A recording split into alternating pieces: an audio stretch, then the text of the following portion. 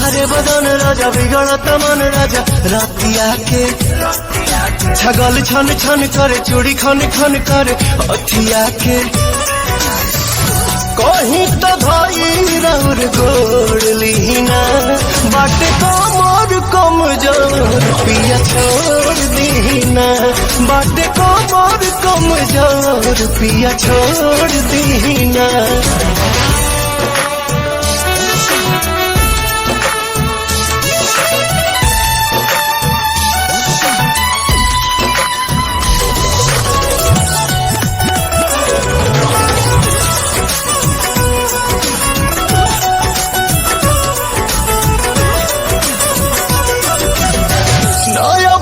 गमना बाखे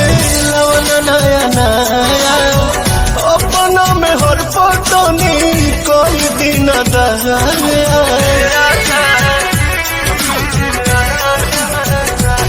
सच कहीं हमार पीड़ा पिया बढ़ल जाता जी जिद खानी रौर जी दूजे अड़ल जाता जी से हचकाई के ही लोग दीना बाटे कमर कमजोर पिया छोड़ दीना बाटे कमर कमजोर पिया छोड़ दीना।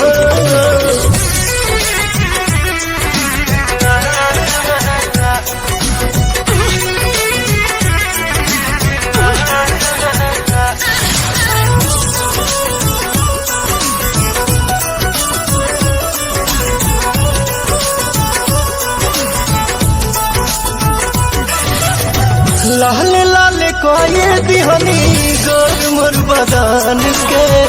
इंस्पिरियन सुआदत भइल बा पवन के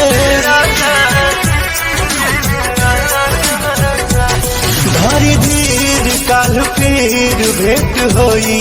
पिया भले सन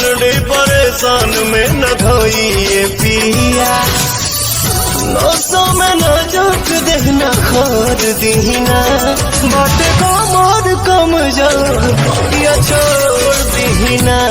बाटे कमर कमजोर पिया छोड़ दीना।